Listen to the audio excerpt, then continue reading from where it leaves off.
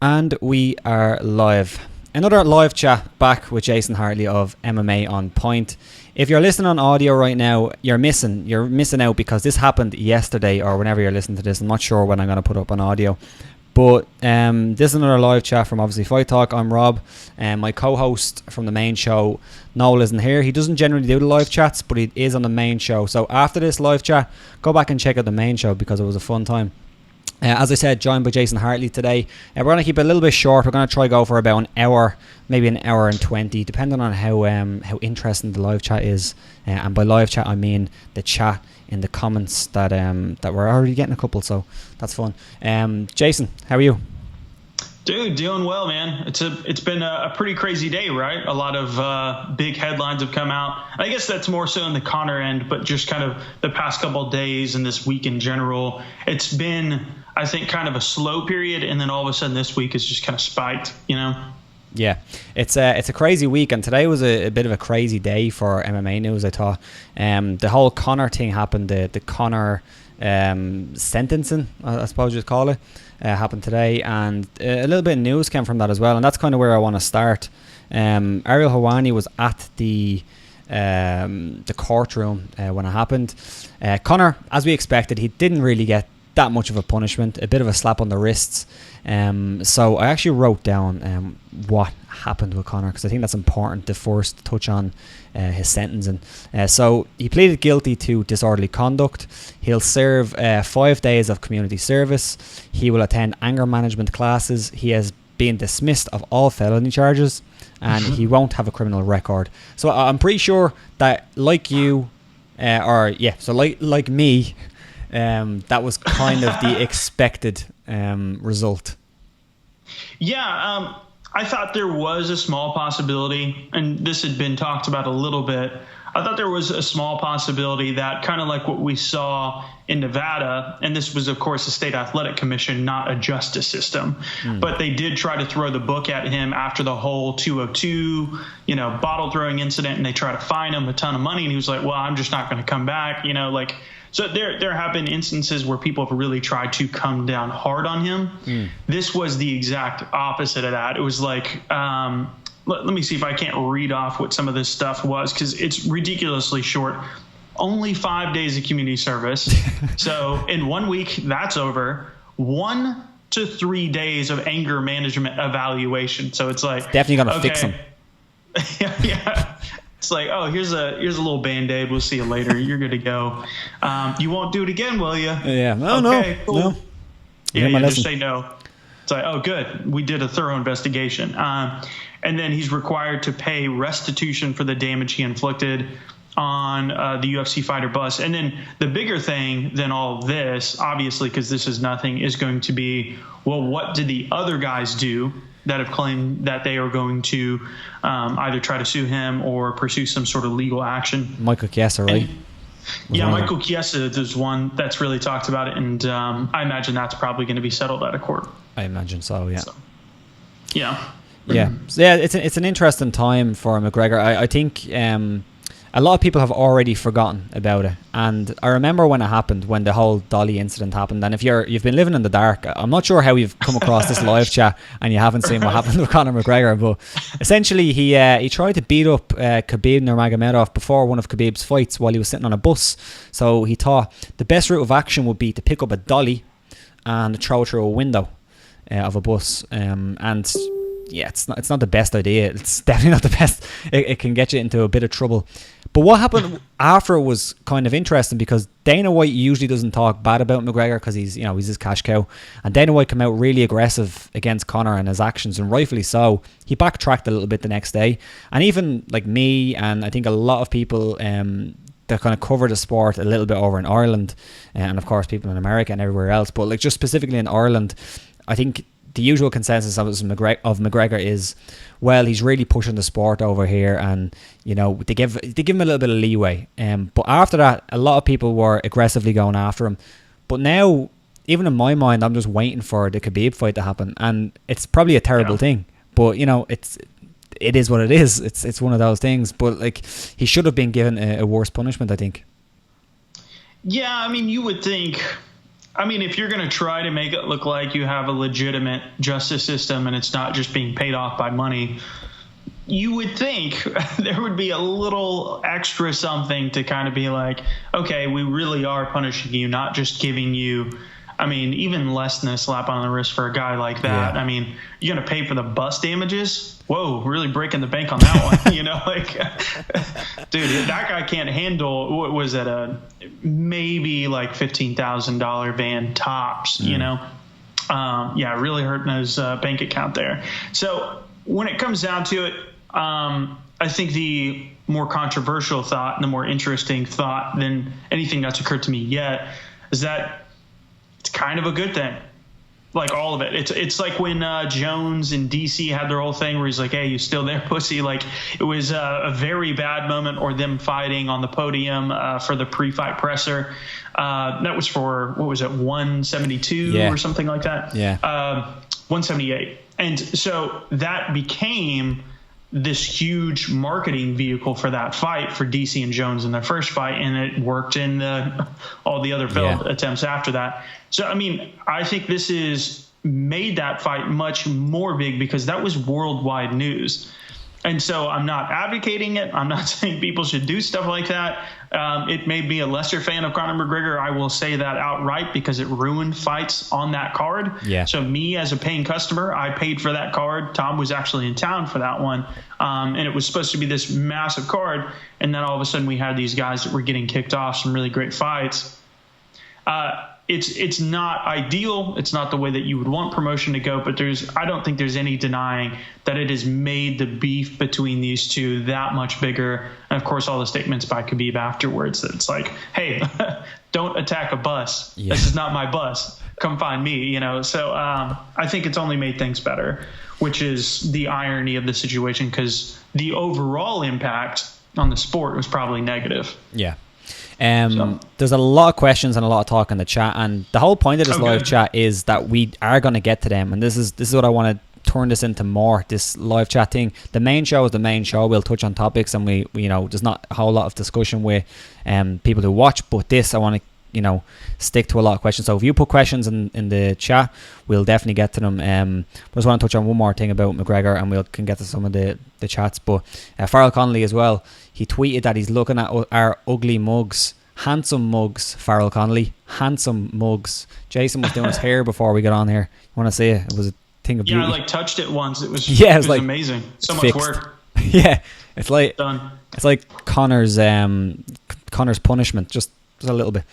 Yeah, if you want to, you can just put like a picture of like Ariane Celeste or something like that in place of us on your screen, and you can still listen to us. Be great.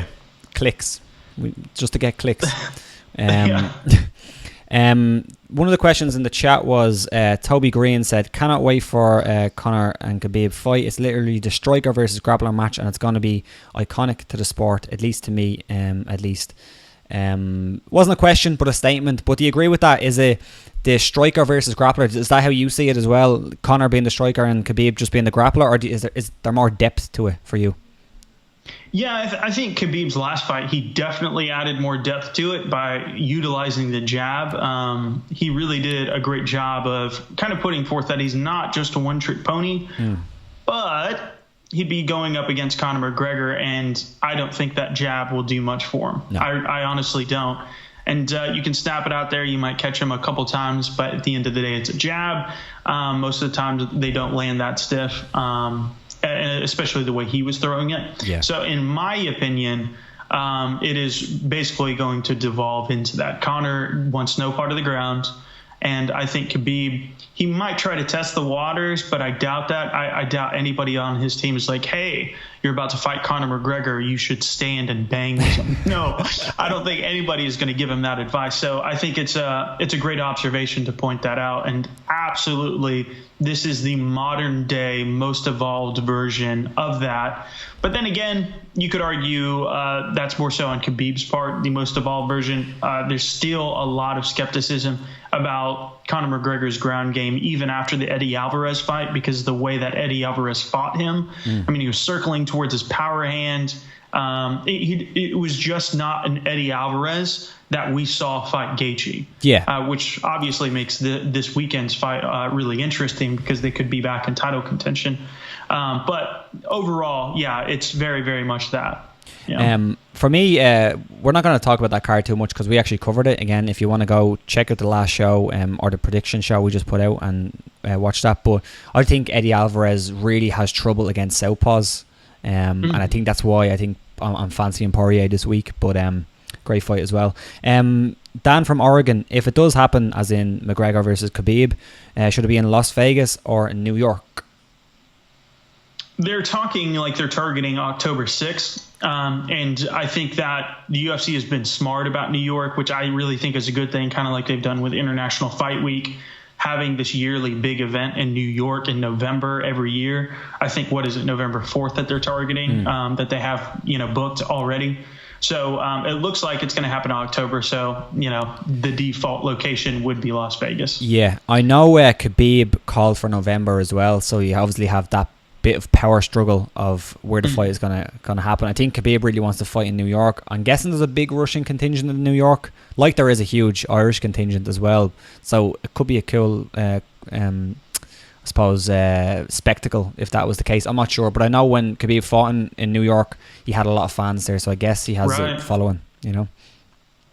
Yeah, it's funny. I didn't realize there was such a big Irish contingent there. I didn't realize that. I've never actually been to New York City myself, so there's a lot of for me that's kind of surprising to hear how big those populations are there. But yeah, it would be a great place for them to fight, but Las Vegas seems to be the most obvious place. Yeah. One thing you did bring up, it was brought up on the chat, so I'm not going to give you all the credit, but you did say you agreed with it, that it's a striker versus grappler style fight, a really evolved version of that.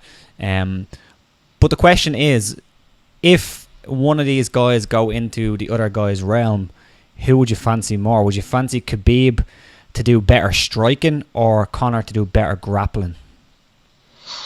I would definitely perceive Khabib to do better striking and Conor to do much worse grappling. The only experience that we have, the only things that we have seen is that it's like quicksand with him. He might get you down and you might get back up, but then eventually he gets you back down again like he did against Edson Barboza. It slowly becomes more and more sinking, and you have a harder and harder time getting up as he learns to figure out your style and also wears you down in the process.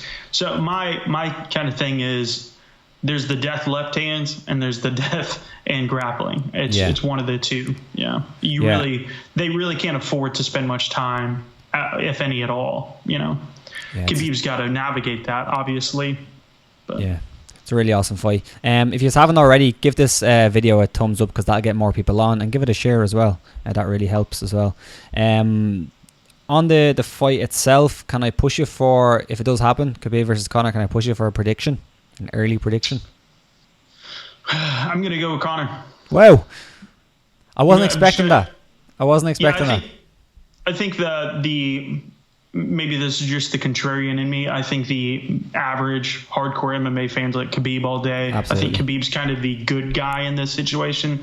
I think people want him to win. He's the guy that's been grinding forever. He fits this narrative, this storyline. But real life doesn't work like that. Real life doesn't give a fuck about what you think should happen.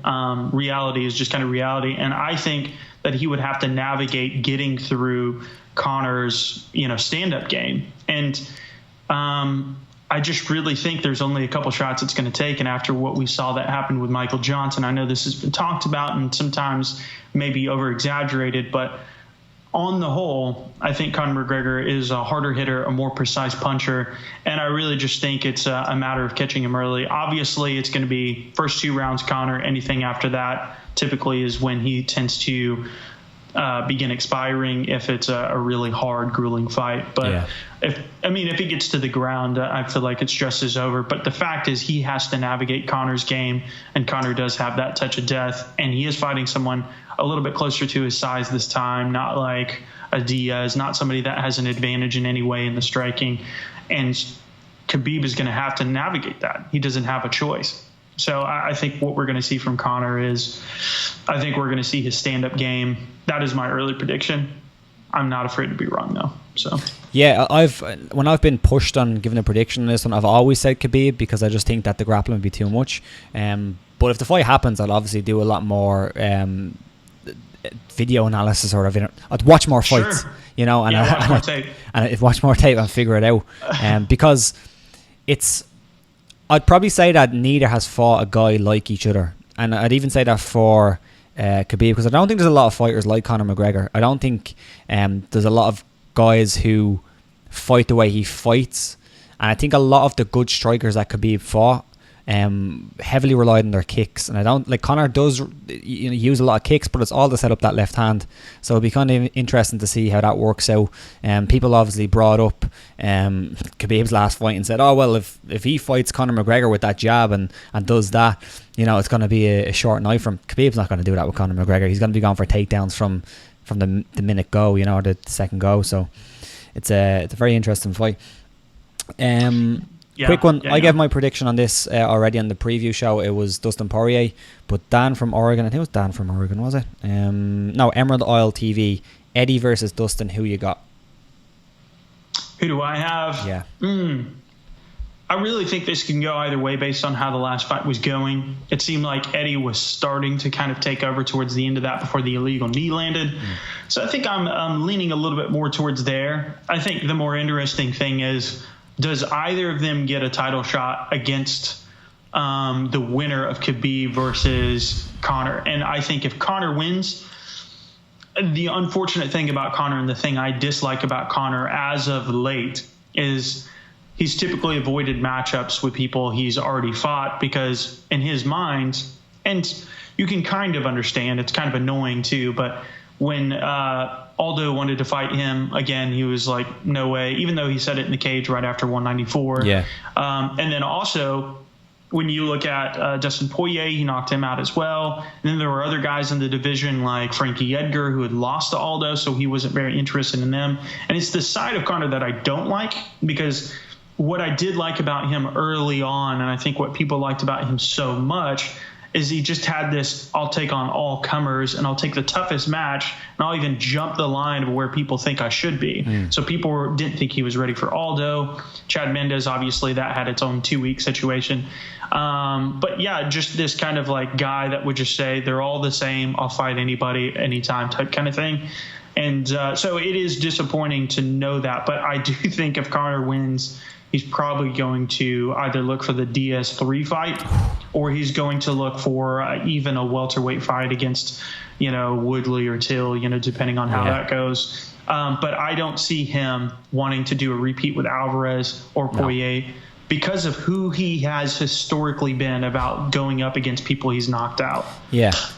Or KO or TKO'd. Yeah, and he has, to be fair to him as well, he would have a good argument as to why he doesn't want to do that. Like, if you're a competitor of his caliber and of his, I suppose, stature, you would say, in the sport at this point, you do want to make as much history and have as big fights as you can. So rematching with Alvarez isn't the biggest fight in the world. The first one looked easy. I'm not saying it was, but it looked easy. The one with Poirier as well, there was a lot behind that fight, and I think that's probably an easier one to sell, especially if Poirier wins, looks really, really good. They could say, Poirier was killing himself getting down to 45. Since he's come to 55, he's looked great. And they had that bad blood, so they could sell that one a bit more. But yeah, I agree with you. I think they probably go to the Nate one, which is an interesting one, because Farrell Conley said if McGregor fights Khabib and wins, would the UFC give Nate Diaz a rematch even though he's lost and hasn't been active, after seeing Lesnar getting a title fight after winning a fight and then failing on drugs? Yeah, there's not a huge amount of logic in the UFC's matchmaking these days, and I want to talk a little bit about that with Darren Till and Tyron Woodley. Big Darren Till fan, big Tyron Woodley fan, but the weird fight. But yeah, I agree. I think that the UFC would go with Nate Diaz, to be honest. I mean, to kind of push back on what you were saying about getting the biggest fights you can and stuff like that, I do think the part that is being missed out of that, though, is the legacy portion. Sure. So if you have this reputation of being somebody that picks the biggest matchups and the biggest money fights, you don't necessarily go down as the best fighter ever. Mm-hmm. You might have a large popularity of fans, and you might have fans that swear that, but really, when it comes to silencing the critics, and those are the ones that get on your nerves more than anything, you're not going to silence any of them. In fact, you're going to make them louder, and you're going to continue having this idea of not defending the belts. So, and I guess that probably would be a title defense, which would be kind of annoying. I'm all for that third fight. Don't get me wrong. I just think, fucking fight, Nate. Just fight. Like, fight somebody. All you have to do is win once, and everybody's on board. Everybody's on your side, and you'll have two massive pay-per-views. Isn't that the weird thing about that fight, is that it makes a huge amount of sense for that fight to happen at some point. They're 1-1. It's Conor's only loss in the UFC. So like, it makes a whole lot of sense to happen, but Nate just hasn't fought. And that's what's holding it back. Nate hasn't fought. Not holding it back from the UFC's perspective. They probably do it. But from fans actually latching onto that fight, that's the thing that's holding it back. Nate, just take a goddamn fight. Fight somebody. Yeah, like, I don't know. It's kind of annoying for me because, and I think it's annoying for a lot of people that used to watch the old school stuff. Sure. The Chuck Liddell types, the Vanderlei types, the Randy Couture types, the ones that didn't care who they were fighting. It's more in the Tito ilk of avoiding certain matchups to get the favorable ones or the ones with the more money. And I understand, as much as I understand that from a personal degree of like, oh, hey, I get it. You're another person who wants to make a ton of cash. I get it from a personal perspective. But I'm buying your event like with my own money. I'm paying for it. And I think I have a right to say, oh, I don't like the food at this restaurant, so I won't eat there. I don't have to go and see it, just because they have, something on their menu that's sort of expensive and therefore popular and helps them out. Like, I don't care to help a business out. At the end of the day, being a consumer is a selfish thing. It really is. You're being provided a service, and you should be selfish because they are asking for your money. Yeah. They're literally asking you to pay money to see their product. And so I think it should be one of those things where, as fans, we should demand the best matchups, the ones that make the most sense. And the part that muddies it up is there's so many pro wrestling fans in the game right now that kind of muddy that up, that just want to see the narratives win out. I want a sport. I want my sport. I care so much more. I mean, it's the difference between watching an underground, not underground, that makes it sound illegal, but like a really small organization. It's the difference between watching one of those small organizations and watching the UFC. The entire reason why you watch the UFC over those little fights, and you do pay the $60 or $65 now, actually, here in the US to watch an HD pay-per-view. Yeah, it's expensive. What's the minimum wage in the States? Or is it state by state? $7.25. Some other states have that, but the minimum wage, like the bottom of the barrel, is $7.25. Yeah. Wow. Yeah. Man, yeah. That's expensive. Yeah. It's hefty. And so if you're going to pay your own money that you earned, why would you be like, oh, this will get them money? Like, why do you care about their money? Like, especially somebody like Conor. That guy is a million upon million, like literally hundreds of millions of dollars he's earned in the sport. Why do you care? Why do you care if he makes more money? You should be wanting to see the best fight possible because you're watching the premier organization. Fuck the storylines. The storylines are a nice collateral. They're a nice thing that happens on the side. Yeah. Obviously, I can go on this all day, but yeah. Well, I think we'll get a little bit into that when we talk about the next topic. Darren Till has skipped the line. He skipped Colby Covington's place in the queue, I guess. Darren Till was announced the other day, I think it was yesterday or the day before, I can't remember exactly, that he would be getting the next welterweight title fight against Tyron Woodley. Colby Covington, of course, won the interim title, the welterweight interim title, last month. So it's been only a few weeks that he's won the interim title. And Darren Till is getting the title fight now in September. And Colby Covington will be stripped of his interim title once the two guys get in the cage. So they obviously don't want to strip Colby Covington in case something happens and the fight doesn't happen.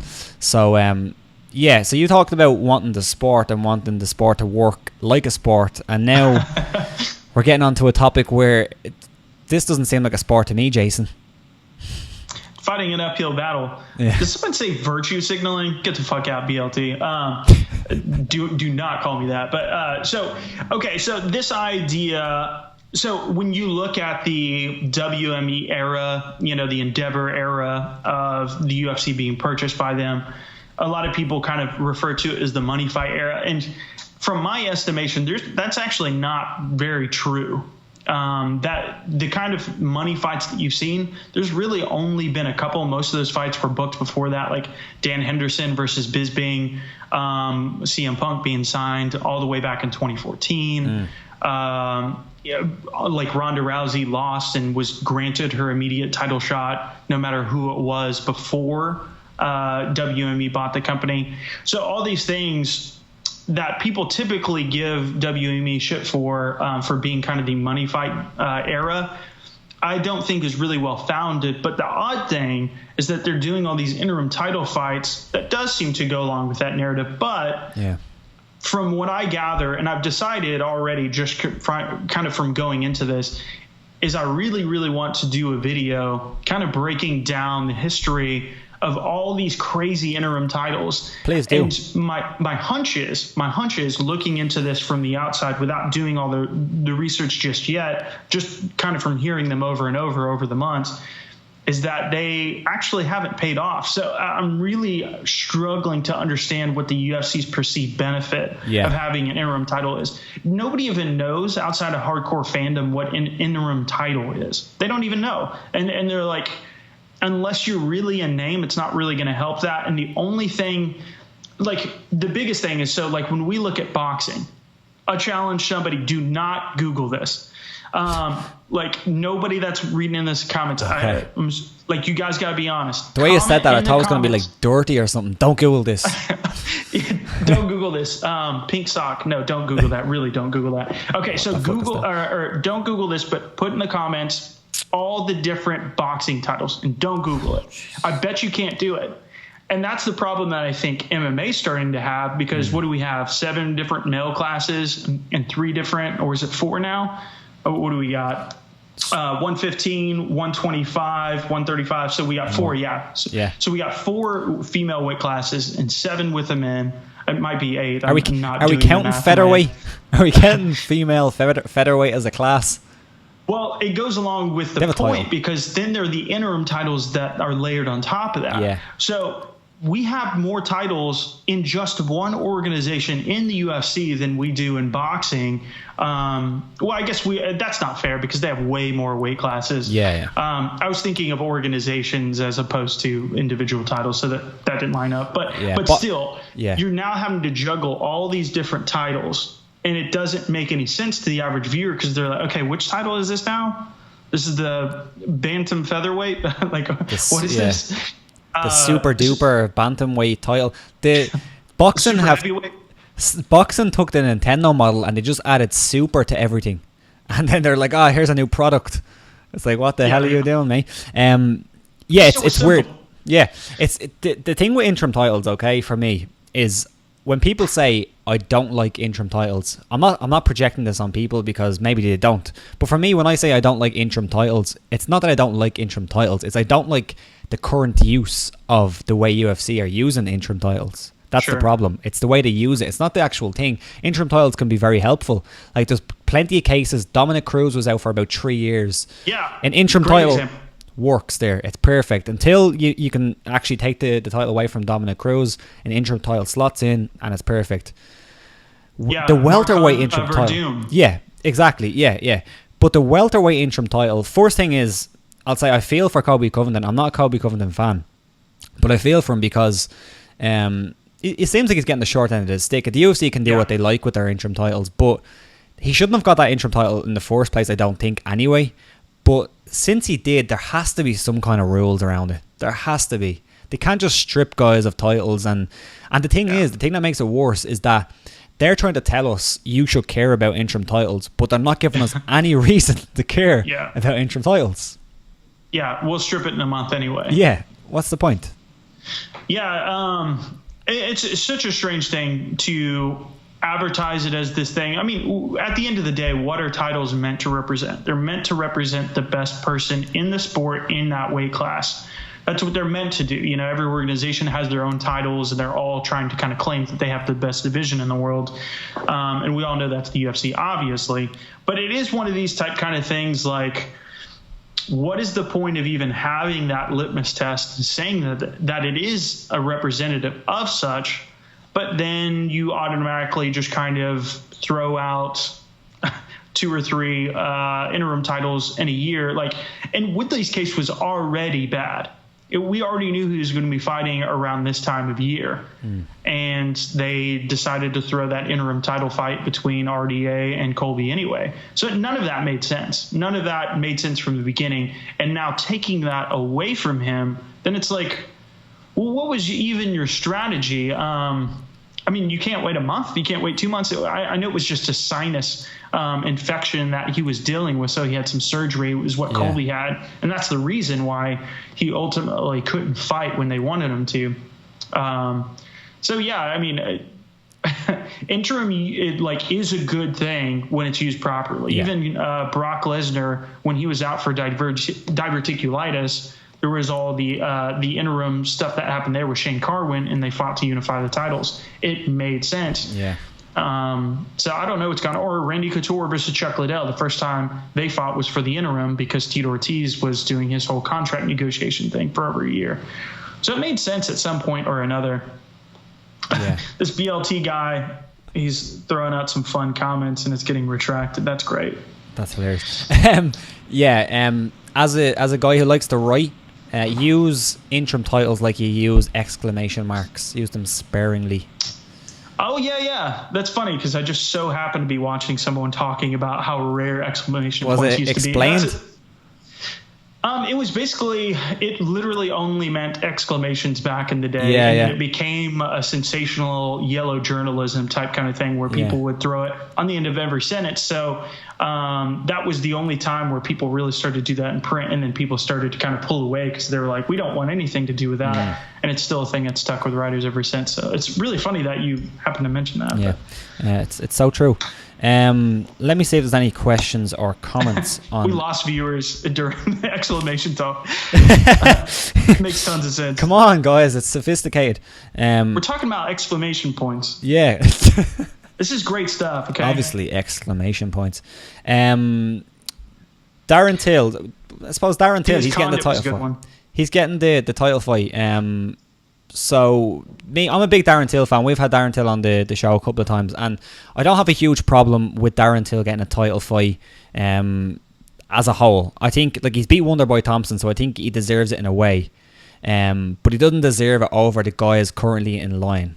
I think that's the big problem, and I don't have a problem with the fight itself. I think the fight is really, really good. It's just it doesn't seem like he should get the title fight. But removing all that, who are you looking at this fight? Who are you looking at, Woodley or Till? Definitely Woodley. Yeah. The only reason I say that is Woodley has absolute knockout KO power. We've seen it time and time again. Beating guys like Robbie Lawler, who were as durable as they got, through one punch, done. That was it. We saw him against Condit. We saw him against Rory. Bloodiest wars ever. Took tons of punches. And it could be an accumulation of that. And I think a lot of people would argue that. Or even RDA after that. Or Cerrone, just tons of wars that he's been in. Not that they were necessarily as good as the Condit or Rory fights. But, I mean, he's been in some incredible wars, and Woodley knocked him dead. It was that quick. And then you look at the Josh Koscheck knockout. He's got a lot of power on the feet, and then he's got that ability to take you to the ground and totally control you and dominate you in that way. So the thing with Till that I would have liked to have seen is I would have liked to have seen him come up against some sort of wrestler or something like that, and at least in some way or another a litmus get test that experience of sorts, or even a loss. Yeah, some kind of a little litmus test beforehand. Yeah. So, I agree. Yeah. Yeah, in my mind, he. I think Woodley just has the advantage pretty much everywhere the fight goes. Well, not the advantage on the feet per se, but he can land a big shot at any point in time. So he's comfortable enough at any point in time, anywhere the fight is, where I don't think you can say that about Darren Till. The one thing, though, is he spent all that time teaching Muay Thai in Brazil. That's where he got that tattoo of his baby mama. He Paige got all Van that Zandt. stuff. Yeah, it looks like Paige Van Zandt, strikingly. Yeah. So we don't know, what his ground game was like there. You would assume, being in Brazil, the birthplace of Brazilian Jiu-Jitsu, obviously, redundant is redundant. This is a place where he could have possibly worked up a lot of skills on the ground. And, of course, the wrestler's Achilles heel from day one, from Randy Couture fighting Enson Inoue and getting armbarred within 90 seconds after winning the UFC heavyweight title and vacating it to go to Japan. We've seen this all throughout the history. Is a good guy with a good bottom game doing Brazilian Jiu-Jitsu is the Achilles heel of a strong wrestler. So that's the only thing I could see, that it's a dark horse, that it's underestimated. But I've never really heard anybody talk about it either and claim that he has great skills on the ground. So, do you know what the crazy thing is with Tyron Woodley? And I only realized this today because it doesn't seem like it seems like he's been around for a long time, but not that long. He's 36. Oh, right. Yeah. That's insane. Yeah. I didn't think he was that old. I didn't realize that until today myself. Yeah. Wow. I think they were talking about that on the MMA beat, and I was like, wait, what? Yeah, 36. But yeah. That's insane. So you have Darren Till coming in. I can't think off the top of my head what age he is, but I'm pretty sure he's like 26 or 25, something like that. Pretty young, like for where he is at this time. And I still think there's a little bit of unknown about Darren Till. Like when he came into that fight against Stephen Wonderboy Thompson, everybody said he's going to come in like a house on fire. He's going to come in, be aggressive, and he didn't. He came in, he tried to counter-strike with him. Similar almost to what Woodley has done now in the later half of his career. Woodley early in his career used a lot of his wrestling. If you watch a Woodley fight from his last fight, back probably about 6 or 7 fights, when's the last time he went for a takedown? It's been a long time. He probably has. I don't remember him doing against in the Thompson 2 fight, but I definitely remember it in the first one because he controlled him for, I think it was either most of the first or second rounds when they fought at 205. But he doesn't look for them all the time. In fairness, it was Maya, so I don't blame him for not going in the last one.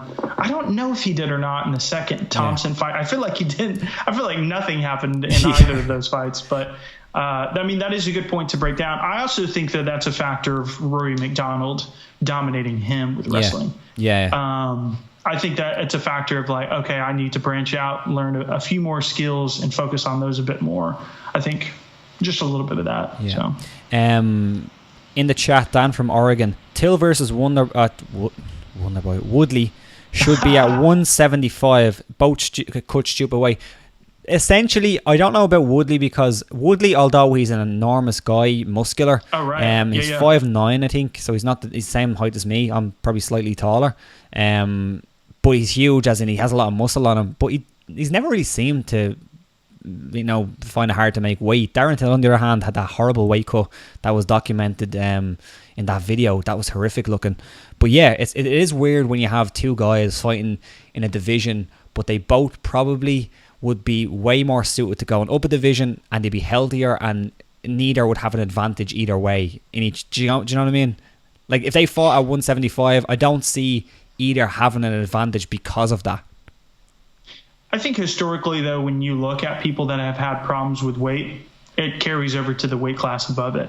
Because the idea, right, is to bulk up as much as you can and cut as much weight without dying. I mean, really. Fucking hell. When you put it like that. I mean, Darren Till was complaining of blindness during his weight cut. Blindness. That reminds me of a Dara O'Brien joke. You probably don't know who Dara O'Brien is, but he's a very funny Irish comic. And he does this joke. Is that O'Brien? No, it's O'Brien. No. O'Brien. Different name. Yeah, different name. But he does this joke where it was basically a gag about symptoms you should not ignore. And one of the first one was sudden blindness. And he was like, who ignores sudden blindness? Oh, God. It was like that's some newspaper. That's right. Yeah. It was like, fuck. But yeah, where were we? It's funny that I'm like, oh, it's not O'Brien and he's Irish. Yeah, stupid American. Different statement. name. Different name. Yeah. Yeah, it's not O'Brien. There's not all O'Briens over Wow. here, as it turns out. Wow, or McGregor's. So yeah, it is really interesting. What I think is weight classes. I do think more could certainly help, but I think it's just like when Anthony Johnson found himself at light heavyweight after missing at middleweight when he fought Vitor.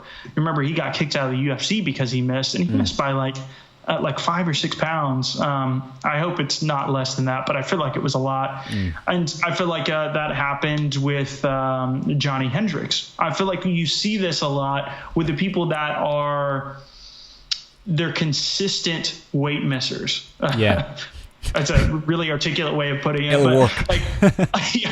People that commonly miss weight tend to miss weight, no matter what weight class that they are, because they still have that same philosophy. There is the point to where you get, obviously, like Anthony Johnson had no more problems when he hit 205. It was like, okay, you can't even do that anymore. It's not even possible. It is now that he's like, basically gone full heavyweight, which looks kind of steroidish. That's kind of an unfair thing to say, but it kind of punching people. He looks like a just absolute monster. He's just so ridiculously big. That's what I think the overall underlying problem is. And it's like when you have an assignment in school or whatever it might be. If you get an assignment, you're going to put it off as much as you can. You got a paper, you got some, large project due or something like that. You're going to put it off. Naturally, 99% of people are going to do that, and they're going to be the guys like Eddie Alvarez that were complaining about changing the early weigh-ins because they're on their game. He's like that A student. But the vast majority of people, they're not going to respond to those incentives. They're going to stay where they are. That's my view on it. That's a good point. Never thought about it that way. Dan from Oregon, UFC fandom dropping because they won't consider signing Askren, paying Diaz Bros Bank, 165s, 175s, or any other exciting tournaments. And they stuff most potential stars on 250k pay-per-views. Interesting comment. One thing that's funny is that when we were talking about interim titles, is that they have all these titles floating around, and it's just crazy. It's madness.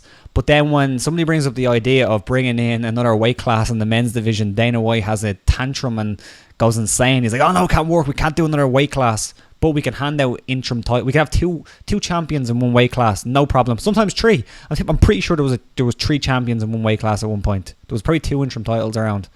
Don't quote me on that, but I think there was. I think you might be looking at the 145 thing, because there was Holloway and Edgar, not Edgar, but Aldo at the same time, and then they stripped McGregor, and they announced it right afterwards. So it didn't quite overlap, but almost did. Yeah, it's weird. Yeah. Good point. Yeah. I mean, I would push back on that. Honestly, I don't know what the hell is going on. I think most people are attributing it to oversaturation or something of that nature.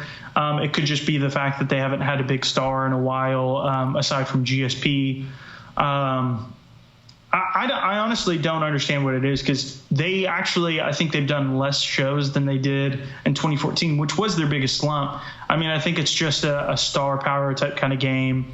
And I don't know. I mean, it could be that some of these events backstage are hurting the UFC. I don't know. But I'm not convinced that Ben Askren is a big enough star to any casual fan. I don't think somebody's walking off the street and like, oh, Ben Askren, I've heard of him.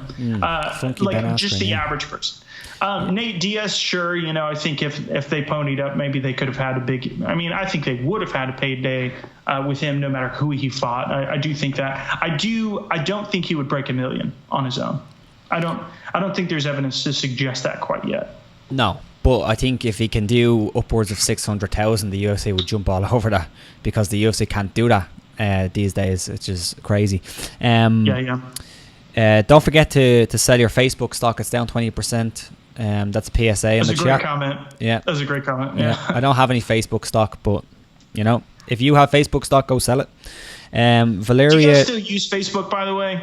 People that are watching? I do. I use Facebook just because we have a Facebook page and I like to post stuff on it. Right. That's it. I don't use it for any. And sometimes there's funny videos and I just post them for my friends.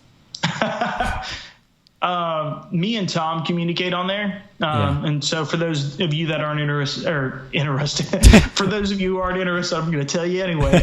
For those of you who don't know too much about, where I come from, MMA on Point, it's me and a British guy. And we used to work for other companies and stuff like that. And that's how we got together overseas. But naturally, we don't, I can't call him, using his country code without ridiculous rates. So we communicate exclusively through Facebook. But Facebook is, especially here in America, I mean, I'm sure you guys see it. And I can imagine during election time in Ireland or just in the UK over there, people tend to really get aggro about politics. And dude, I swear to God, that's all people are posting about on Facebook, and I hate it. Yeah. And I avoid it now. So I literally don't even have Facebook on my phone anymore. Yeah. I'll only get on there when I'm on my PC. I'm only on Facebook Messenger on my phone because I'm just so tired of people posting bullshit on Facebook about politics. Yeah. They're not even interested in having conversation. They just want to treat it like a bulletin board and tell people that they're right about something. I don't even get it. But remember, the internet used to just be cat videos and like people falling down. I used to have this is terrible, but I used to have a weird obsession at watching fat people fall. I don't know why, but there was videos. I don't know why. There was these funny videos online, and I was like, they used to be funny. I don't know why. Don't know why. That is some niche humor right there, my friend. Yeah, I know. I'm a weird guy. There was the Star Wars kid. I don't know if you ever saw that. Yeah. But yeah. Speaking of big dude, but yeah. Our age group grew up in a weird time of early YouTube. It was a strange time. 05. Yeah, early YouTube. I think it was Emerald Oil TV, or it could have been Dan from Oregon. I need to find this question because it's an interesting one. And also Valeria Shark Shield comments on the videos all the time, is in the chat, but they got to go soon. But thanks for dropping in. Dan from Oregon, what excites you more, Ryzen or One? These two cards are on. I think Ryzen is the weekend and One is tomorrow. But there's some really interesting names. For me, I'm more interested in Ryzen 11. Just because I'm interested to see how Horiguchi gets on. I think Horiguchi, since leaving the UFC, has had one of the best career resurgences ever. Even though he went out on a win, and he still should have been in the UFC. He's really making a name for himself out there, and I'm really interested to see how he gets on in, I think it's the co-main event of Ryzen. But there's some crazy names on these cards. On the one card, Shinya Aoki's on the card. Who's a hardcore fan's favourite. Yuki Kondo is on the card. Yuki Kondo, if you've never seen Yuki Kondo fight, that guy his MMA record is 59, 34, 9. He has had a lot of fights. That kid's, I'm calling him a kid. That guy's gone through a tough amount of time. That young man. Yeah. Clearly not a young man anymore. To be honest, it's been off my radar. Yeah. The odd thing about operating an MMA channel sometimes means, I don't work 40 hours ever. I'm always 60, 70 hours. And I find myself sometimes learning more about the past than the present, ironically. But on a bigger note, on kind of more zoomed out note, I'm more excited about One Championship than Ryzen. In general? Obviously, yeah, because this is a bit of an outlier card because it's got Renzo Gracie versus Yuki Kondo on it. Obviously a little bit more that Champions League Vitor has been yearning for. But in general, I think they put on more legitimate fights. Yeah. I think they're more organizationally sound in terms of putting on great competition. Ryzen tends to have names Western fans recognize a little bit more, which I think is a great thing for them. And it helps, and it gets more publicity. It absolutely does. I couldn't remember the last time something got quite the same publicity of, Mirko Krokop winning the Grand Prix and knocking out King Mo and all this stuff. Yeah. So they do a good job of going towards Western fans. But I think One Championship is doing some pretty amazing things. I mean, they got Disney as their sponsors. The Marvel movies are the type of things that you see on there. You're seeing A-list sponsors get behind their product. And I think it's the area that they're in, where they are, and what they're doing. It's not at all answering your question. It's moving more towards the generalities. But overall, I'm more excited about when one puts on a card than Rising. Yeah. The one nice pun there, Robert. The one thing I'm really excited about on the one card is Gary Tonin, and that was mentioned in the chat as well. Right. Gary Tonin fights again. 1-0 in Pro That's MMA. A really great point. He had an unbelievable pro debut. Like, one of those pro debuts where it's like, wow, did I just watch that? Because he came out and he was moving like a striker. He looked like a really good striker. Now, you know, that doesn't tell you the whole story because we don't know what a striker is really like if he comes against a really good guy. But if you watch a lot of MMA or you watch a lot of striking, you can tell, even if you haven't done a lot of striking in your life, you can tell when somebody moves well in the striking realm of sorts. And just like in grappling, you can kind of tell the way they move. If you've watched enough of it, you can tell. And he moved like he really understood range and range, but you know what I mean. It seemed like he really understood striking, which is crazy because everyone just thought this guy's going to come in, just going to try grapple everybody, but he looked really good on his feet. Yeah, and I mean, it's such a funny card for me to say that because I haven't even looked at the Rising card, to be honest. But Gary Tonin is considered like the number one prospect in all of MMA right now. Like he just has that legitimate background. Yeah. So he's only had that one fight, right? That's all he's had so far. But it was overwhelmingly impressive. And then you think of the guys like John Danaher and the people that he trains with, just absolutely over the moon, just incredibly impressive people. And so the bar is really set high. So it is ironic that I decided to talk about how Ryzen doesn't necessarily put on the most legitimate fights. That's actually on the one card. One of the best prospects. Oh, it is on the one card. Yeah. Okay. So you're right. You are right. Oh, there he is. Yeah. I was right. Okay. Well, sort of right. I can't give myself too much credit there. Yeah. Pretty far off on a lot of it, but yeah. When does this actually air? It says 7 p.m. I don't know if that's U.S. time or not. I'm actually kind of confused by what they put their times on. But. Yeah, it's weird because you never really know, like with the times when it's happening. Like it says for me, Ryzen says Sunday at 2 a.m. So sounds about right. Yeah, and then that's Eastern. That sounds like U.S. time. That was U.S. time. That was Eastern time, yeah. So that would be like 7 a.m. on Monday or Sunday. 7 a.m. on Sunday. What a crazy time to watch fights. And Friday at 7 a.m. Eastern time is the One Championship card. Eastern. So, yeah. Well, that's good, yeah. I might actually get a chance to watch that then. We'll see. So it's a lot of fights on this weekend, and you obviously have the UFC card, which I think is excellent. Again, we spoke about it pretty much at length this week on the show, so after this, check it out. But that's a really, really good card. Really good card. Yeah. There's so much going on here with Yana Jędrzejczyk, Tisha Torres. It's really good stuff, man. And then Alex Hernandez, I'm really excited about seeing him again. That guy's just, I mean, he had that knockout of, was it Beneil Dariush at 222? Just destroyed that Knocked guy. him dead. So, yeah. So I'm really looking forward to see him. And then, Mercier, really, really, really great. One of the biggest prospects out of Canada currently. So, yeah, it's a good fight. Emerald Oil TV, who do you have? TJ versus Garbrandt. Also, who should the winner fight next? Who should he fight next?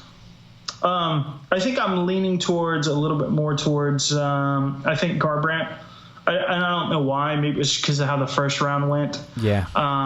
As opposed to the second round, which doesn't really make a whole lot of sense. I realize that. But there's something about that stands out to me as, I don't know, maybe he had a really good read and just didn't adjust well where TJ did. It's just such an even match. It could obviously go either way, especially when you look at the first and second round. Like, literally, he was one punch away from finishing TJ. It was that close. There was one massive right or left hand that he threw just as TJ was getting back up, and he missed.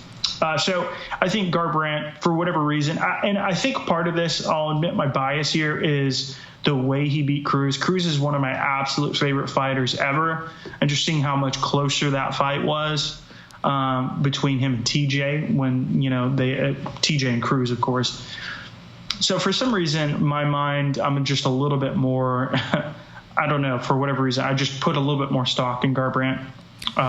Yeah. We'll see. It's one of them fights that could go either way, and looking at the first fight doesn't really tell you a whole lot because, well, it tells you a lot, but I mean, it's hard to make a pick by just looking at that one, It doesn't make a clear winner emerge in exactly. the rematch. It doesn't make it, Yeah, it almost makes it almost makes them more difficult because you're like, oh man, like Garbrandt can land on him early, but TJ recovered, and it's a really great fight. I'll probably lean towards TJ, but closer to the fight again. Be one of them ones where closer to the fight, I will make probably a more comprehensive pick on that one.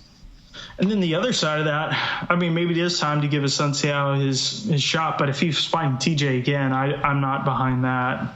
That would be a hard one to get. Yeah. It's really tough because, I mean, Dominic Cruz needs to fight someone else first. He's still ranked number 2 behind Cody, of course. Do you know, I'm not really that against TJ versus DJ.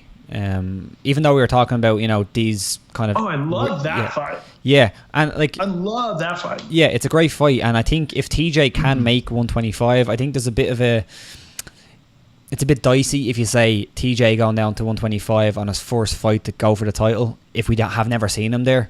And he seems like a big enough guy for 35. He doesn't seem small. So, right. He did say he could do it, but, will the UFC take the risk on it? I don't know, because it's one of them ones it's a super fight in our eyes, but is it really a super fight that's going to draw a lot of money? I don't really think so. As we just learned from 226, what we think is a super fight isn't necessarily one. Yeah, man. I was surprised by that one. Well, I mean, my whole thing that I've said about DJ, it was the very first video I made when we launched our channel, was kind of assessing why, in my eyes, he's not as popular as other champions who have been as dominant as he has. And I think the number one reason he's never beaten anybody with name value. John Dodson is probably the best one he's beaten name value wise. Benavidez, he just hasn't had the Vitor Belforts like Silva did, the Chael Sonnens. He hasn't had the Forrest Griffins. GSP had Matt Hughes. He lucked out coming into Matt Hughes. There is just no, and Relativity was kind of the title of that video for a reason.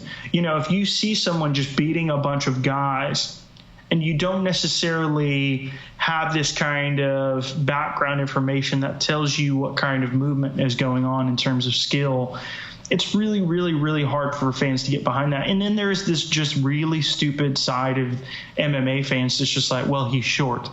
Which is, there's no thought that's going into that statement at all, because look at somebody like, I don't know, Uriah Faber. Yeah, that guy's like 2 or 3 inches taller than him, very, very short as well. And he's one of the most beloved fighters ever. And he never even won a UFC title. He got 3 different title shots that you could argue he didn't even earn. It's just one of those things. I guess you could definitely argue he had 4 title shots. Yeah, he had a lot of Cruz. What do you think? Yeah, he had a lot of title fights, and but what do you think it was that made Uriah Faber so loved? And I don't know. Like, I never really looked at when he was on pay-per-view, what did they draw? I know when the WEC done that one-time pay-per-view thing. Remember when Goldie and Rogan commentated on it? I think it was. Yeah. I mean, that was Jose Aldo, right? Yeah, Aldo. Yeah, and that done pretty well as far as I know, especially for a WEC event. But I never actually went back and checked. I might check it when you're answering my question. What he done on pay-per-view for the UFC? I'd be interested to check that. But he was very popular at the very least. What do you think it was about Faber? I mean, it was the classic California kid persona. He's just a very likable, charismatic guy. And so that's kind of the other thing, like there are guys that are popular for their personalities and, like almost like a cowboy. Cowboy has fought for a couple different titles. Or it might have just been the one RDA fight. I'm trying to think if he fought for another title aside from that. But he's incredibly popular for his attitude, his charisma, who he is. Demetrius Johnson is the type of guy that kind of fits that cliche of I'll fight whoever the UFC wants to. And that's the interview. No, there are no sound bites. The best time he actually had, in my opinion, for getting the fans on his side and pulling people in was when, Dana White was saying he wasn't the best fighter in the world and was trying to strong arm him into a fight with TJ. Although that's the fight we wanted, we all pretty much agreed. I think at large, the UFC community, MMA community, was behind DJ on that one, So I think if you don't have crazy charisma, you don't have crazy knockout power. He does have some great finishes, don't get me wrong, but in general, that's not the case. You don't have these incredibly dominant wins against massive names. Then he's not really giving people that many reasons to buy his pay-per-view. He's not giving the talk. He's not going crazy. He's not beating all these big names. I mean, I could say it a million different ways, but when it really comes down to it, Faber, he had the personality, he had the charisma. He came off like just a normal guy that you would hang out with. Very likable. He came up. Yeah, you would drink a beer with that guy, absolutely. Not to say you wouldn't with Demetrius Johnson, but Faber is almost like the party guy you would call up that everybody loves and everybody brings him over. And, it's like the party starts when he gets there kind of guy. Yeah. My brother's on the chat. Anto, what's the crack? Good show, bro. Don't be making fat jokes. Okay, I'll stop. Is Conor and Khabib fight official? His case was sorted out today in the States. If so, that was quick.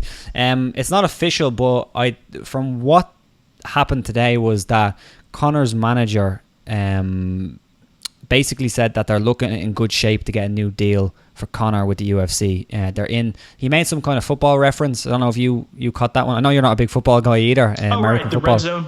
The red zone. So apparently it means near the end zone, I assume. Yes. Yeah. So you're 20 feet away from the goal line is essentially what the red zone is, or 20 yards rather of a 100-yard field. So you're very close to scoring. Yeah. So they're very close to scoring a new deal with the UFC. And generally, what happens when they sign a new deal is they sign a fight. So I'd assume the same time that they're going to sign a new deal, which apparently is close, they'll probably have some kind of bout agreement with Khabib. You'd imagine, so it can't be anybody else. So I know on the MMA beat today, I didn't catch the whole show, but I caught it for about 10 minutes, and they were talking about this. And I think Shauna Shadi said that he thinks that it could probably happen in the next 2 weeks. Maybe. Wow. I would be surprised to see it that soon. But then again, if they're saying they're that close to it and it's the obvious fight to make. Yeah. I mean, I think what you brought up was a really good point earlier of saying that Khabib is wanting November. Conor McGregor is, Adi Attar, when he talked to Ariel Helwani, outright said October 6th. So it is really interesting, can they meet? And let's be honest here, Conor McGregor has been stripped of the title, but I do think it's probably going to go his way if it comes to butting heads. Yeah. No, most likely. It's just a bigger star by Are we going to get the so. A side, B side 6-month argument like with Conor and Mayweather? I was tempted to use that, and I was like, I don't want to go back there again. The A side. Yeah, it's fucking ridiculous. It's like, who cares? Auto Roadrunner, opinions on manager Ali. So I assume he's talking about Ali Abdelaziz, who is Khabib's manager. No one comes out and calls him out for the horrible stuff that he says. The other day he said he was gonna gang up on Conor's guys in a parking lot, or the comments about women. So Ali has had a very shady background according to a lot of people. There's a guy, I can't remember his name, he's a reporter and he's always on Twitter. I always see his articles, but a lot of people that say this reporter isn't that legit because all he writes about is Ali. Basically just follows Ali's story of apparently Ali has like faked his identity and all this stuff. It's crazy stuff, but a lot of people think that this guy is out for Ali. But if the stuff that he says is true and he reports and he seems to have good sources, Ali Abdelaziz is kind of shady. But that guy is managing so many fighters. He manages Khabib, is probably one of his biggest clients, but he manages a lot of fighters. Frankie Edgar seems like the nicest guy in the world. He seems like the weirdest match, but if Ali's his manager, and I suppose if Ali is gonna do right for you as a client, do you really care about his other stuff? I don't know. It's a question, but I mean, hopefully morally and ethically you would care, but I'll be honest, I don't care. Yeah. Like I just don't care. Like, and it's not that he hasn't done horrible things, and if it was happening to someone close to me, I wouldn't care. I realize exactly what I'm saying when I say that, is that, yeah, like I kind of just care about the sport. And I just don't really care to investigate the managers very much. There would be an interest in maybe doing, a video essay or something like that, but that's exactly the type of thing that could get me sued. Yeah, probably. So, because I mean, then you're looking at libel laws and all that type kind of stuff.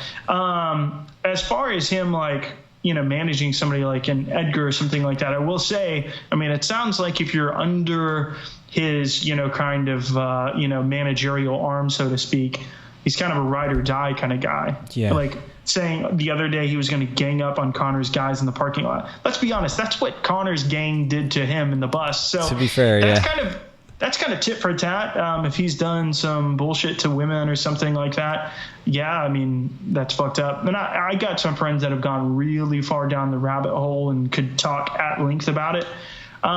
It's just I have a hard time being invested in the managers and things like that. And I think maybe if there was just some smoking gun worth of evidence that kind of came out, was like, holy shit, this guy is the worst person on the planet. Maybe I would be a bit more piqued interest-wise and kind of look into it more. But for whatever reason, it's just kind of like, okay, he manages the people, he books the fights.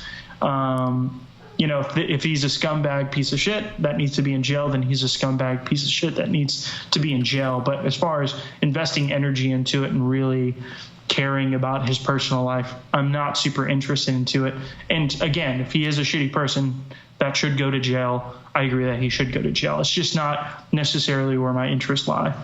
Yeah, no, I completely agree. I don't have a huge interest in talking about it, but I suppose if some of the allegations against him are true and something comes out about it, it's probably something that we could touch on in a future episode.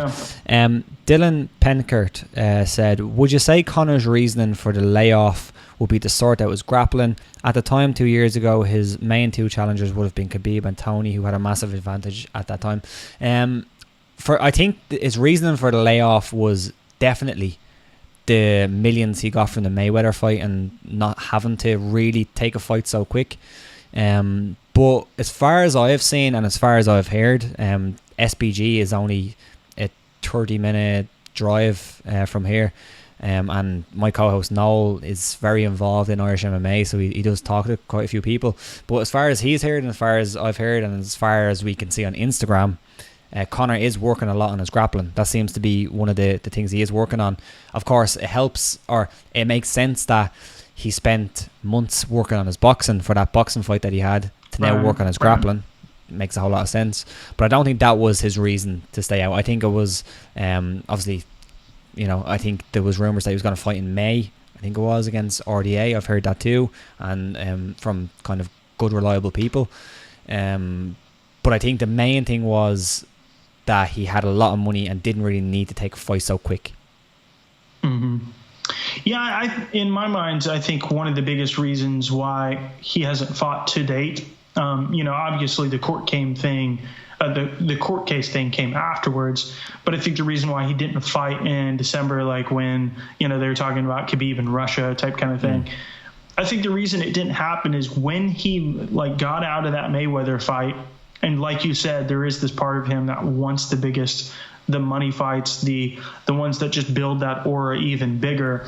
I think when he first got out of that fight, the only thing that you heard his managers talk about, you heard, Owen Roddy, Michael Cavanaugh, John Cavanaugh, who's Michael Cavanaugh, his little brother that no one knows. All they talked about was Nate Diaz, and the fans wildly rejected that and kind of, I think there was it's one of the few times where you really see a fighter almost have their mind made up and kind of reversed on it. And a part of that too was when he was prepping for the Mayweather fight, there was supposed to be the Khabib versus Tony Ferguson fight. What was that, 209? That fell through. Obviously, that wasn't the last time. So I think now that Khabib has emerged as the clear number one guy, even though it's kind of sucks for Ferguson because they both pulled out 2-2 in their 4 fights that were supposed to have happened at one point or another, which is just absolutely insane. I think this is the first time since he's come back from the Mayweather fight, and now that he's out of the court case, which obviously added 3 more months to the situation, or 2 more months. Was that March or was that April? That was April. So it was 3 months. It added, a little bit more of a buffer in between it. I think it probably would have been announced or planned or booked, whatever it might be, a lot sooner. So in my mind, it's the first time that there's been a massive matchup that's really come around since Mayweather and McGregor, and I think that's what he wants. He wants the bigger fights, to your credit earlier saying that. That's a good point. We're going to finish up in about 10 minutes, so get some questions in. I want to touch on one more thing of one thing that I wanted to touch on, and then we can answer some quick fire questions. So get them questions in, and like the video as well, and subscribe, because if you like this video, it helps us out a lot, and if you subscribe, it's cool as well. But the one thing I wanted to touch on was Nick Newell. Nick Newell had his UFC Contender Series fight on Tuesday night Contender Series. Noel said a really funny thing on the show this week. He was like, Nick Newell fights on the Contender Series, which is on Wednesday, and I was like, the Tuesday night Contender Series, and I was like, oh, fuck me. But yeah, he had his fight and in fairness, lost. It is Wednesday for you. In fairness, yeah, I suppose actually that's a good point. They should rename that for this region. Right. But he had his fight. He lost a decision, a fairly dominant decision, to Alex Munoz, who comes from the Team Alpha Male gym. I think he's the wrestling coach of Team Alpha Male.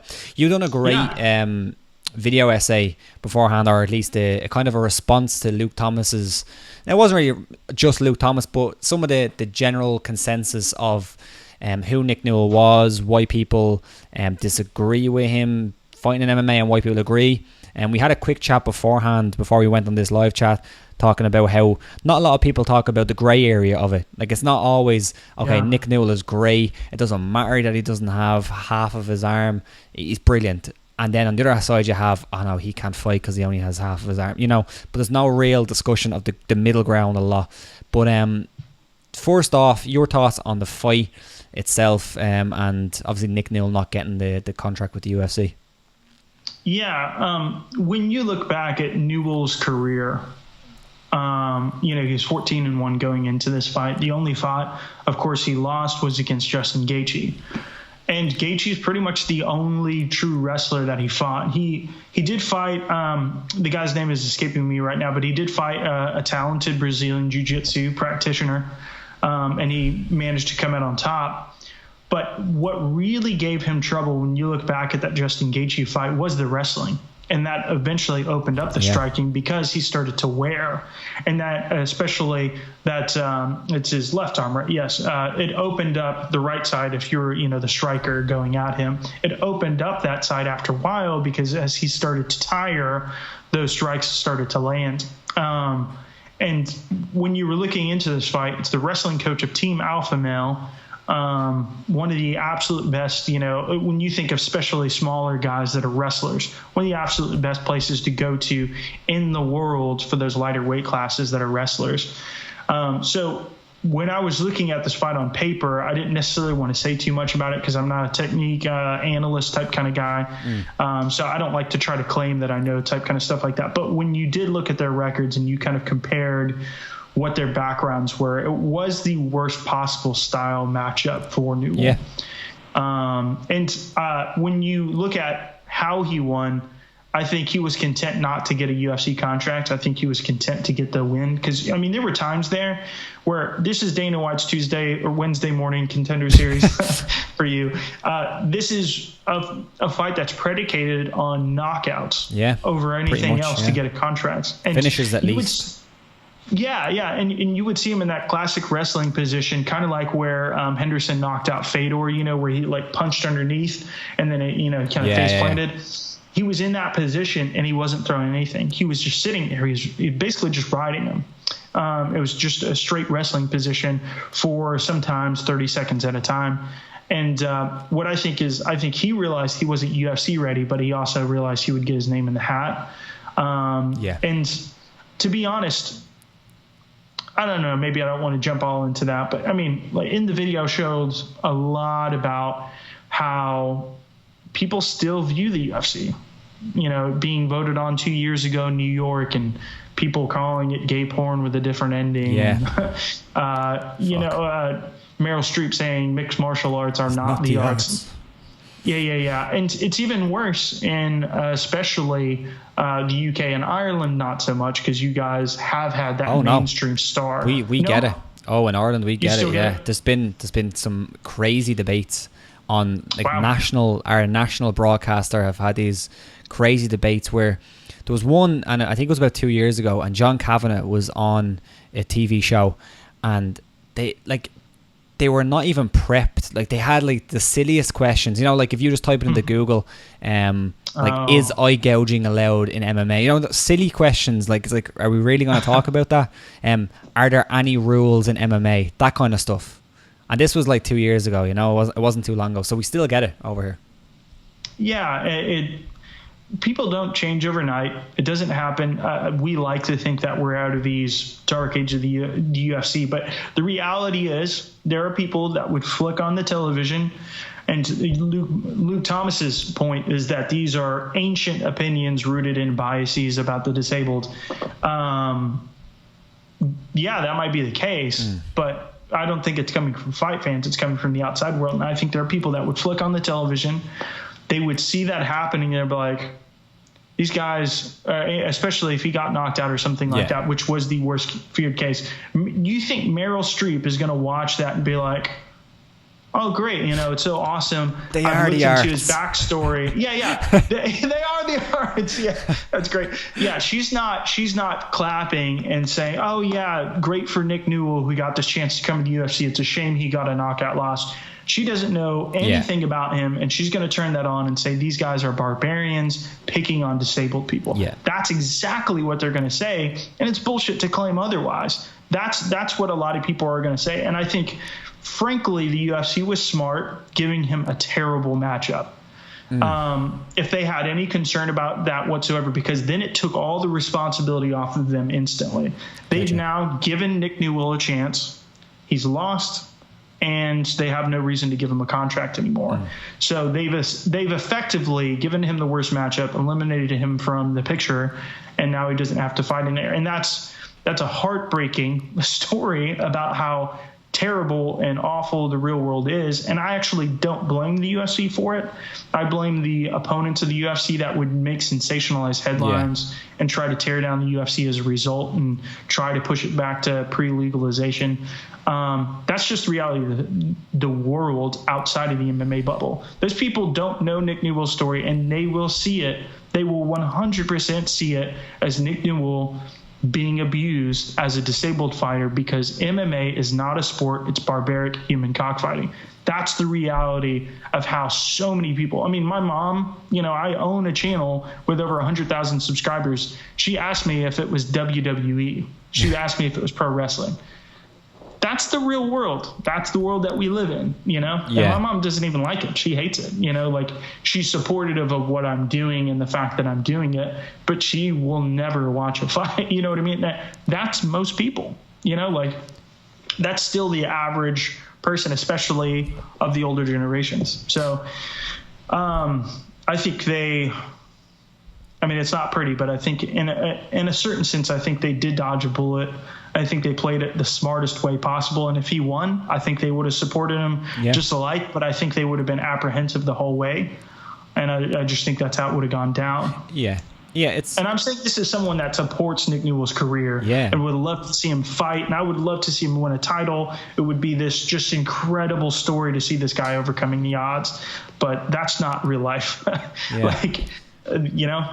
not how it turned out. it is a weird one, because I think to say that there's no deficiencies to not having part of your arm is silly. I think that's a silly thing to say. It's a horse, a fighter. You lose one of your weapons. Now I was making a joke to a few friends saying that not many MMA fighters have a lead hand anyway, jab, whatever. but like, there is people like that are really into MMA. There's a guy that I work with, Mark, I'll call him out, who's a big MMA fan, and he'd probably be watching this, and even he used to say, like, oh, Nick Newell, are great easy fighting because he doesn't have a part of his hand. Now I disagree with him. Based on what he has done, Nick Newell has done really well for himself, and he's a really good fighter. But that's not to say that there still is issues there that will stop him from becoming probably the more elite fighter. And we saw that. We saw him lose to a guy who looked really, really good in the worst possible matchup he could have had. It is what it is. But that's not to say that he isn't a great fighter. He is a great fighter. He's just not quite elite. And to say that not having part of his arm shouldn't be brought into the question because the reason why he's not that good, I think you have to talk about that. It's a deficiency. It is what it is.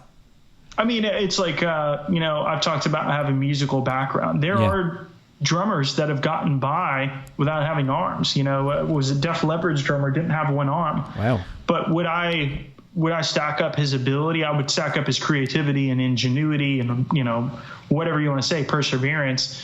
But he has nothing on some of the best drummers in the world because he's doing something that involves very heavily 4 limbs in the same way that fighting does. And it's even more so because then you have the biological health imperative of your trying to preserve your own health. It's a silly thing to act like it doesn't matter and the perception won't exist from outsiders. And it's a silly thing to assume that doesn't affect him.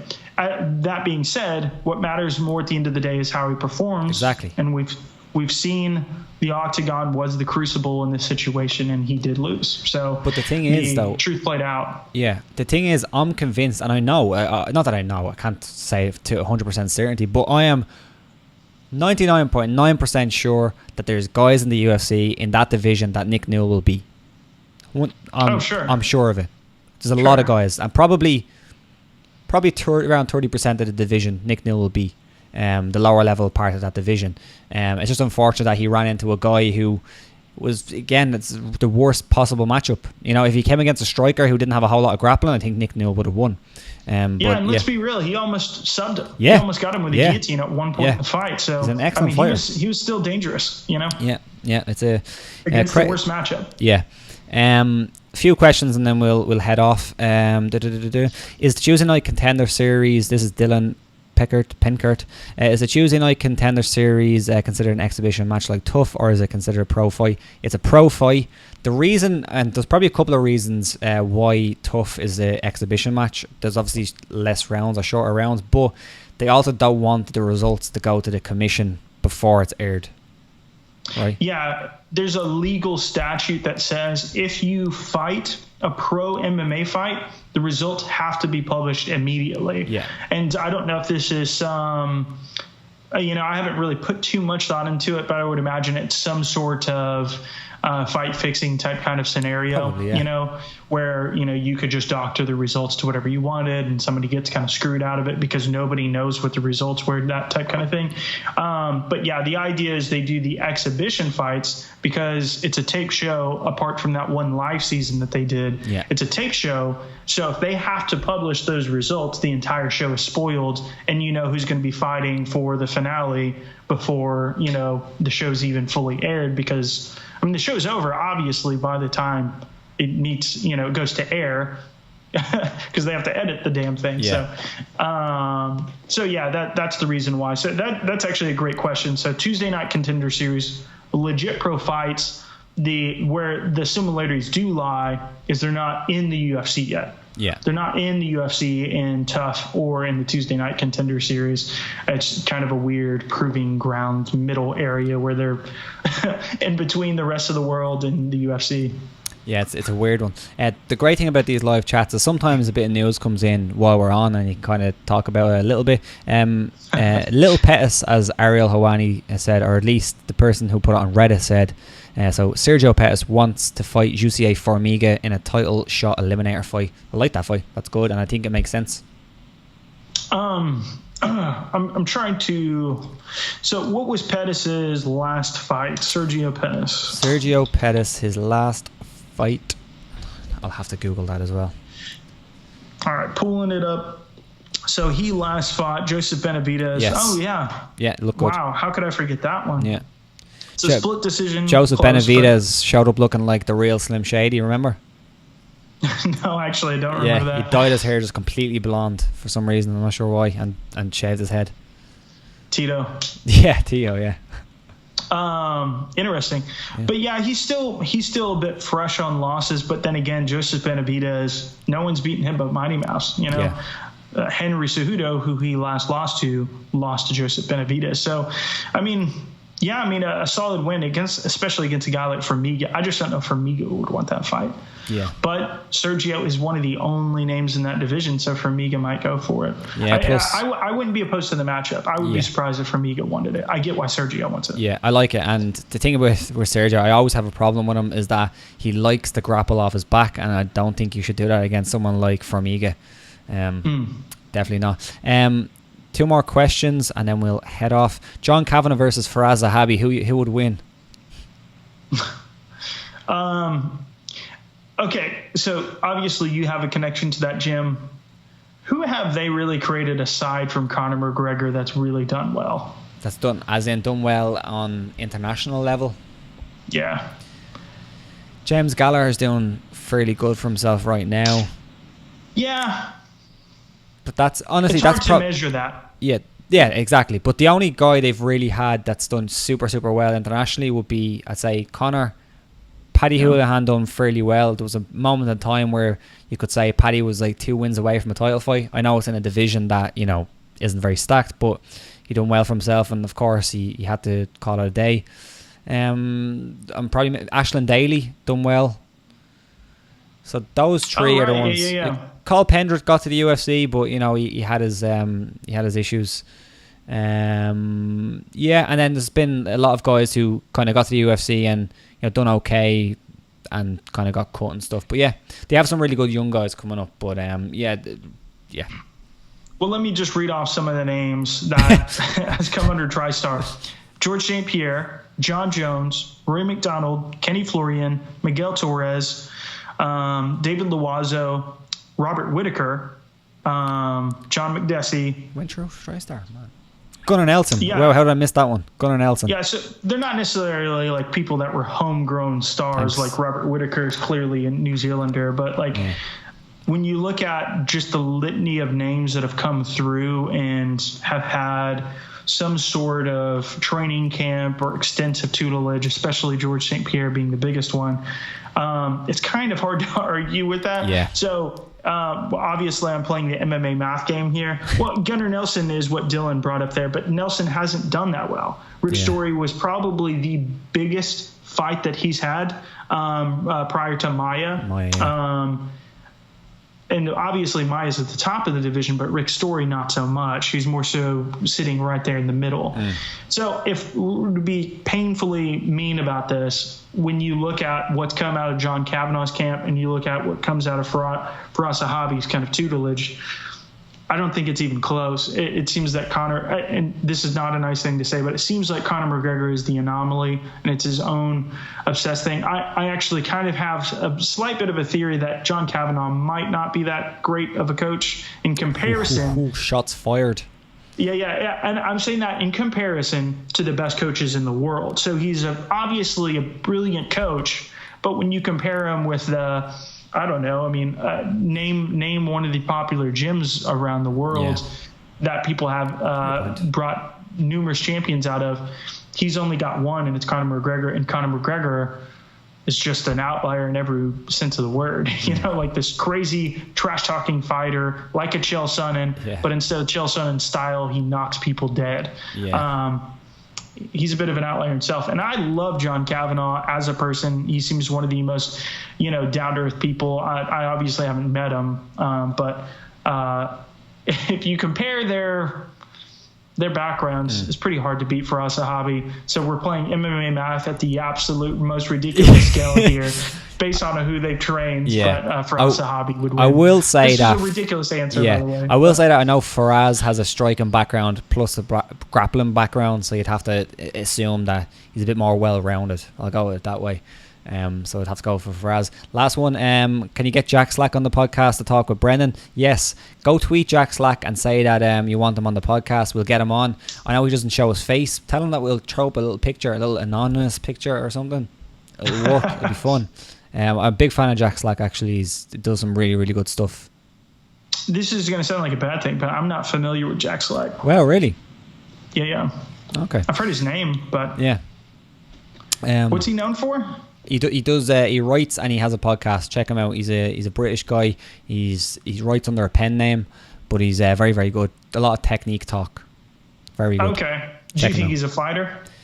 Do I think he's a fighter? Do you think that's why he goes under a pen name? No, his voice is too majestic. Listen to him. You'll know what I mean. Majestic. But yeah, that's great. That's it anyway. If you haven't liked this video yet, like it now and subscribe to the channel. Check out all our previous stuff and check out MMA on Point stuff. It's unbelievable. Don't do it. No, you'll regret it. You'll regret it. It's for casuals. It's for casual fans. No, it's brilliant stuff. Do you have anything new out in the last day that I haven't seen? So we had the one. What was the one that went up yesterday? To be Nick honest, Newell went up on Monday. Juggling.